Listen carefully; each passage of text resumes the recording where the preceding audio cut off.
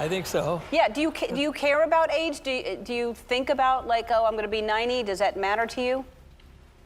I don't think about it. What if I told you that Clint Eastwood, the no-nonsense cowboy, the man who built Hollywood's most silent empire, might have just pulled off his final, most calculated move, and then walked away without a word? A move so quiet, so well hidden, that even his own family cried when they uncovered the truth? This isn't just about money. This is about a legacy built from grit, silence, and steel. A legacy no one expected to unravel the way it did.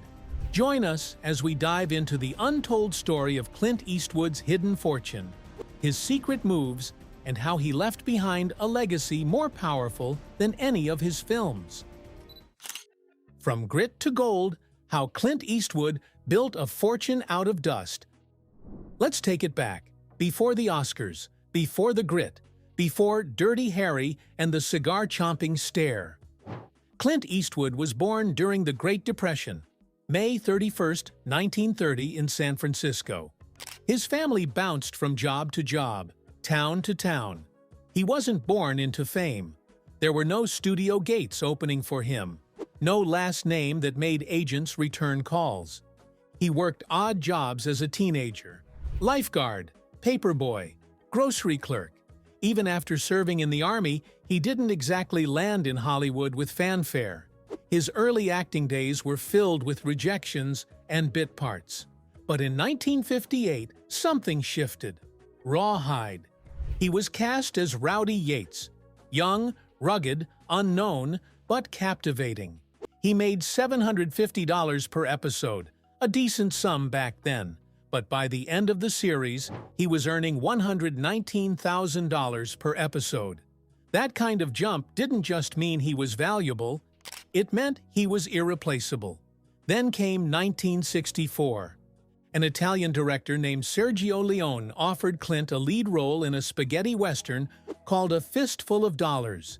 It was cheap, it was experimental, and it was far from Hollywood. Clint said yes, and got paid just $15,000. But this gamble lit a wildfire. By the time The Good, the Bad, and the Ugly came out in 1966, Clint was making $250,000 per film. That's the kind of raise no talent agent could manufacture. He earned it by redefining what a Western star could be. He didn't talk much in his roles. He didn't have to. The silence was the power. And that became a theme in his life. Say little, do much. He kept climbing. Hang 'em High, 1968. $400,000 up front, plus 25% of net profits. Where Eagles Dare, 1968. $750,000. Every Which Way. But Loose, 1978. $12 million. City Heat, 1984. $5 million. As the 70s turned to the 80s, Eastwood had become one of the most bankable names in Hollywood. But here's the twist. He wasn't just collecting paychecks, he was investing them. Quietly, intelligently, strategically. While others chased roles, Clint was building a fortress. He created Malpaso Productions, his own studio. That gave him control over every project. No more relying on other producers. No more splitting profits with studios. Clint made the film, directed it, starred in it, and collected the lion's share of the back end. Unforgiven, $1 Million Baby, Gran Torino, American Sniper, all produced through Malpaso. That wasn't an accident. That was a man thinking 20 years ahead. But his empire wasn't just made on screen. The empire hidden in plain sight. Final battle in court. Clint Eastwood was building more than just a filmography. He was quietly constructing one of the most diversified fortunes in entertainment history. Let's start with stocks. Clint invested $75 million, roughly 20% of his net worth, into blue-chip companies. That includes Apple, $5 million, ExxonMobil, $8 million, Walmart, $4 million, MasterCard, Alphabet, Google's parent company, McDonald's, Tesla. Clint didn't chase hype. He bet on stability. He understood the long game. And that same foresight led him to Pebble Beach. In 1999, Clint joined a group of business legends, including Arnold Palmer, to buy the Pebble Beach Company for $820 million. His own investment? Around $2 million per share. By 2020, those shares had quadrupled, worth over $9 million each. That's not just growth, that's legacy building. But it wasn't all sunshine and stock charts. In 2021, a storm rolled in, and Clint met it head-on. A shady company out of Lithuania used Clint's image to promote their CBD products without his permission. They even created fake interviews and mock-ups styled like The Today Show, making it look like Clint endorsed the product. Big mistake. Clint sued, and he won.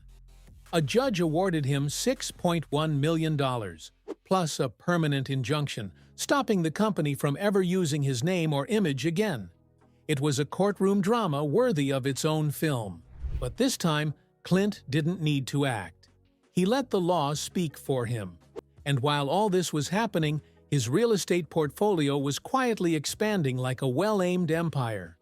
He owned a $20 million cliffside estate in Carmel by the Sea, California, a $30 million mansion in Bel Air, Los Angeles, a 12-acre mountain property in Sun Valley, Idaho, a 1.5-acre oceanfront paradise in Maui, a 1,167-acre ranch in Casel, California. That ranch, Rising River Ranch, was his personal escape. Wide open land, towering pines, absolute privacy. His Mission Ranch Hotel, which he saved from demolition in the 1980s, is now a 31-room resort, complete with sheep, a piano bar, and sweeping views of the Pacific. Clint didn't just buy property. He preserved history. He created sanctuaries. Even his car collection tells a story. 1972 Gran Torino from his film 1966. Ferrari 275 GTB, $1.7 million, 1974. Ferrari Berlinetta Boxer, $475,000, 1955 Cadillac Eldorado convertible, $125,000, 1993 GMC Typhoon, a rare SUV powerhouse, and even a Fiat 500e. Because why not go electric? But the final chapter isn't about the money, it's about the people he might leave it to. Inheritance of Silence, the Eastwood Legacy. Clint Eastwood has 8 children. Some you've heard of: Scott Eastwood, a rising actor; Allison Eastwood, a director and actress. Others have lived more private lives, but they all share one thing: a father who's become more myth than man. So what happens to a $375 million fortune when its owner decides to step out of the spotlight? Whispers began swirling in Hollywood circles. Had Clint already mapped out his estate? Had he left trusts? A will? Who would get what? Sources close to the family say Clint has set up airtight trusts to prevent legal battles, inheritance disputes, and public scrutiny. These trusts, if true, allow assets to be passed on privately without probate and over time, ensuring the wealth doesn't just disappear in one generation. But even with careful planning, there were tears. Why? Because a man who never sought approval, who never shared too much, had built something far bigger than anyone imagined. And when the papers were reviewed, when the terms became real, his family was reportedly stunned. Some saw generosity, others saw strategy. Some wept out of gratitude, others perhaps out of confusion. One thing's for sure, Clint left them something profound. He also left behind a philanthropic footprint. He's long supported education, veterans' causes, and environmental protection. The Monterey Peninsula Foundation, which runs the Pebble Beach Pro-Am, receives ongoing support from Clint.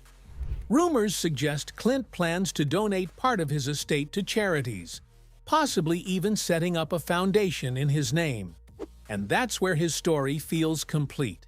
He built, he fought, he endured, and now he gives.